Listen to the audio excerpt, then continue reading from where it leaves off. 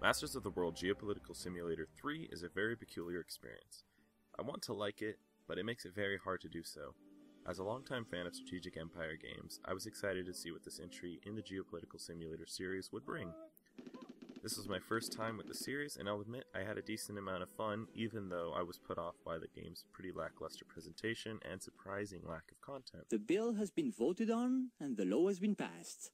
However, the look doesn't necessarily detract from the gameplay once you really start to get into it, but its flaws become more apparent the longer you play. Please, let's stop this childish gossip and concentrate on the important questions. At its core, Masters of the World is a solid strategy game with many avenues to explore and enjoy. At least, that's how it seems looking at a glance, or even when you first boot up. First off, let's talk about the tutorial, which is an instant disappointment.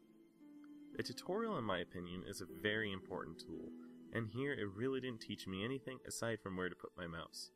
With a lack of explanation or even simple labels, you'll find yourself just following the arrows without actually knowing what you're doing.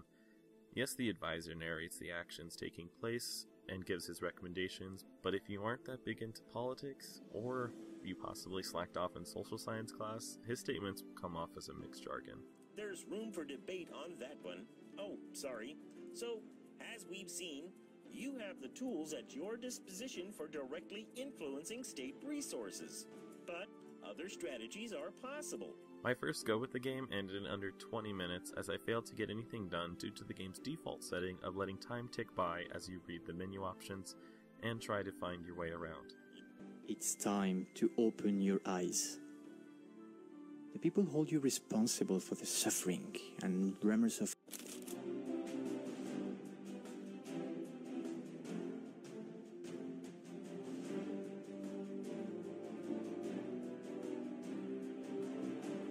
Always being sure to click pause on the timer when planning my empire became an annoying routine. I feel a simple next turn button would have sufficed. For the most part, I would click the move to next event button after making my decisions anyway, so this choice to make time pass by was just a nuisance. I should also mention this loss occurred within the tutorial itself. It seemed very strange that I could lose before ever learning how to play. I'm not saying I would have wanted it to hold my hand from point to point, but this game literally offers no insight as to how you should be managing what is going on. After this initial hurdle and the steep learning curve, however, I was managing my country's laws and expeditions with not too much frustration. Now onto a somewhat brighter note, that for the most part was just a silver lining that became a letdown. Whether it be something big like raising tax on petrol or even something as simple as legalizing gay marriage, the game gives you a view from many groups of society, for better or worse. Give you my children. They are already under enough bad influences from school and TV. Jesus, get a grip of yourself and remember how your mother used to look after you as a child. It really gives you a feeling of the leadership position, getting feedback each time, and is probably the strongest aspect of the game.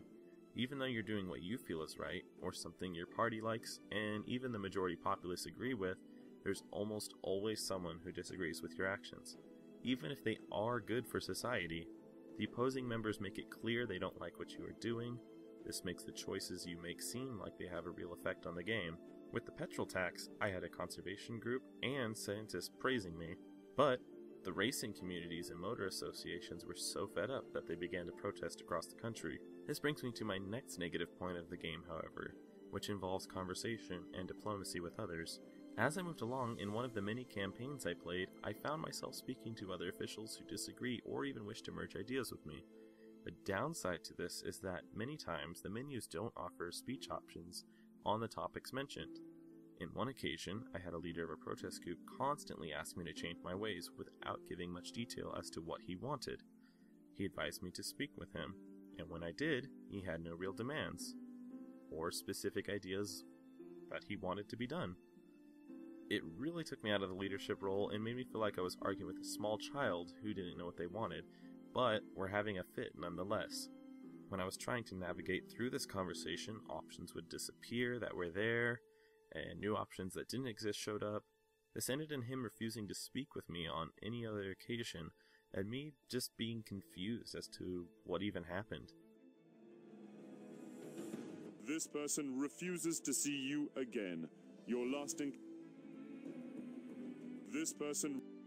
Moments like this were frequent and really seem to serve zero purpose in the overall game experience. The bottom line is that the game feels very unpolished. I was genuinely excited to play this game, but when you take into account what I've mentioned, coupled with bad voice acting, odd facial movements, repetitive music, bland menus, and an overall a lack of real direction, there's many reasons to not continue playing. All of that, coupled with the $50 price tag that this game asks for, makes the purchase a no-go.